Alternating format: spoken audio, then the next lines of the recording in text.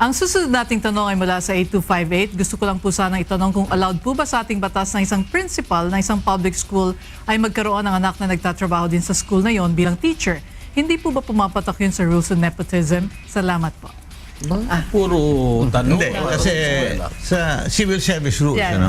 Under civil service rules, yung the rules on nepotism does not include Teachers.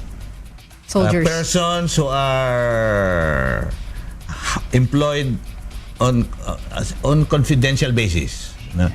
The teachers, the Soldiers. physicians, Soldiers. as well as members of the armed forces of the Philippines. Yeah. Hindi sila covered. Kaya yung tanong mo, may nepotism ba dito? Maski na yan ay anak, therefore within the fourth civil degree of consanguinity or affinity? Hindi. Yes. You cannot hold the principal there liable. Yes. Excluded by law. Provided that the full information is given to the commission, Yes. to the Civil Service Commission. May disclosure. Yes. All right.